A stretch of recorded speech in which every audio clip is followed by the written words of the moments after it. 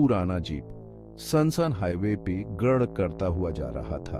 उसकी हेडलाइट्स गहरे अंधेरे को चीरता हुआ। अंदर अशोक ने स्टीयरिंग व्हील को कस के पकड़ा हुआ था। उसकी पत्नी माया उसके बगल में सो रही थी। मैक्स उनका वफादार लाब्राडोर उसका सर उसकी गोद में रखे हुए था।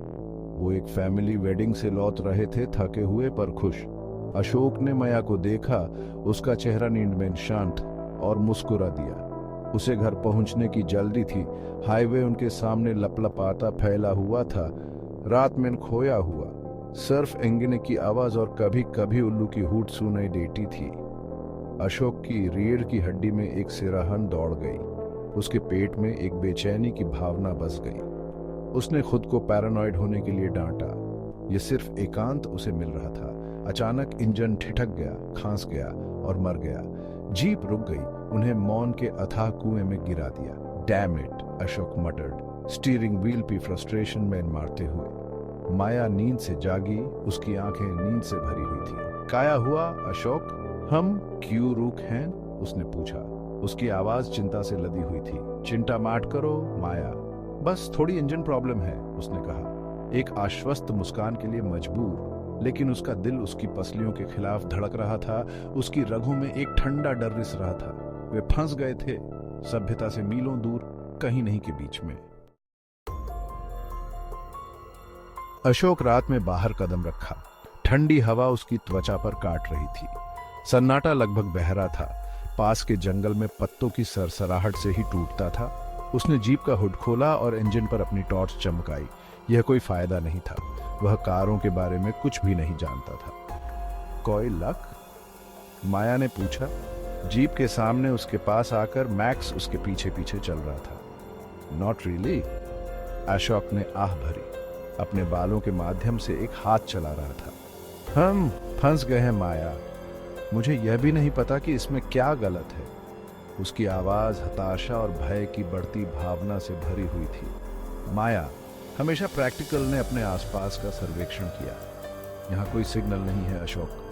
हमें तब तक चलना होगा जब तक हमें मदद न मिल जाए। उसने दूरी में एक फीकी चमक की ओर इशारा किया। लगता है एक गांव है, चलो वहां कोशिश करते हैं। अशोक झिझका। उसे जीप उनका एकमात्र आश्रय छोड़ने का विचार पसंद नहीं आया, लेकिन वह जानता था कि माया सही कह रही थी। उनके पास और कोई चारा नहीं था। जैसे ही उन्होंने अपना सामान इकट्ठा किया, मैक्स की छाती में एक नीची गड़गड़ाहट गूंज उठी। वह सख्त खड़ा था, उसका शरीर तनावग्रस्त था। उसकी निगाहें सड़क पर लगे अंधेरे जंगल पर टिकी हुई थी। काया हुआ बॉय? अशोक ने पूछा, उसकी आवाज धीमी। लेकिन मैक्स केवल कराहता रहा।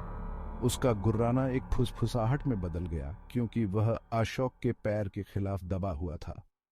अशोक के गले के पिछले हिस्से के बाल बेचैनी से खड़े हो गए। कुछ सही नहीं था। वे चलने लगे। सन्नाटा उन पर भारी कंबल की तरह दब रहा था। चांद आकाश में एक किरच थोड़ी रोशनी प्रदान करता था। तारे पेड़ों की मोटी छतरी से ढके हुए थे। पत्तों की हर सरसराहट, टहनी के हर टूटने ने उन्हें कूद पड़ा। मैक्स आमतौर पर ऊर्जा से भरपूर अशोक के करीब चला। उसकी पूंछ उसके पैरों के बीच फंसी हुई थी। वो सुनाई दिया? माया फुसफुसाई, अपने ट्रैक में रुक गई। अशोक ने अपने कान दबा लिए। उसका दिल उसकी छाती में जोर से धड़क रहा था। एक फीकी आवाज, जैसे कोई बच्चा रो रहा हो, रात के सन्नाटे से गुजरी। शायद कोई एनिमल होगा, उसने कहा। शांत होने की कोशिश कर रहा था, लेकिन उसकी आवाज उसके अपने कानों को भी पतली लग रही थी। वे आवाज की ओर चल पड़े। उनकी गति तेज होती गई। रोना तेज होता गया और स्पष्ट होता गया। यह निश्चित रूप से एक बच्चा था। अशोक ने राहत की सांस ली। जहां एक बच्चा था, वहां बड़ों का होना तय था। मदद ज्यादा दूर नहीं हो सकती थी। वे सड़क पर एक मोड़ पर पहुंचे और अशोक अपने ट्रैक में मृत हो गया। सड़क के बीच में खड़ा था, चांदनी के एक कुंड में नहाया हुआ एक छोटा सा फिगर था। यह एक बच्चा था, 5 साल से ज्यादा का नहीं, सफेद फ्रॉक पहने हुए। उसकी पीठ उनकी ओर थी। उसका सिर झुका हुआ था। उसके छोटे कंधे सिसक रहे थे। हेलो, अशोक ने आवाज दी। उसकी आवाज सन्नाटे में गूंज उठी। बच्चे ने कोई जवाब नहीं दिया। उसका रोना कम नहीं हुआ। अशोक ने एक कदम आगे बढ़ाया, फिर दूसरा। हे लिटिल वन, तुम खो गए हो, हम तुम्हें चोट नहीं पहुंचाएंगे। उसने अपनी आवाज को कोमल गैर धमकी भरा रखा। मैक्स फिर से कराह उठा। अपने लीश पर टगिंग करते हुए अशोक को वापस खींचने की कोशिश कर रहा था।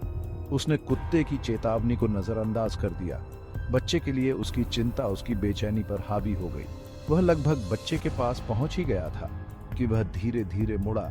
उसका सिर ऊपर की ओर झुका हुआ था, जब तक कि उसकी आंखें अशोक से नहीं मिली। अशोक के चेहरे से खून निकल गया। बच्चे की आंखें खोखली थीं, उसके पीले चेहरे में काले गड्ढे थे। उसकी त्वचा मौत की तरह सफेद थी, लगभग पारभासी, और उसके होंठ एक विचित्र अप्राकृतिक मुस्कान में फैले हुए थे। उस पर आतंक की एक लहर छा गई, इतनी प्रबल कि वह उसे लगभग घुटनों के बल भेज देती। रन! वह चिल्लाया। मैक्स को अपनी बाहों में उठाकर उसे माया को 2 बार बताने की जरूरत नहीं थी। वह पहले से ही दौड़ रही थी। उसकी आंखें आतंक से फैली हुई थीं, उसकी सांसें रुक रुक कर आ रही थीं। वे पीछे मुड़कर नहीं देखा, तब तक दौड़ना बंद नहीं किया जब तक वे अपनी जीप की सापेक्षिक सुरक्षा तक नहीं पहुंच गए।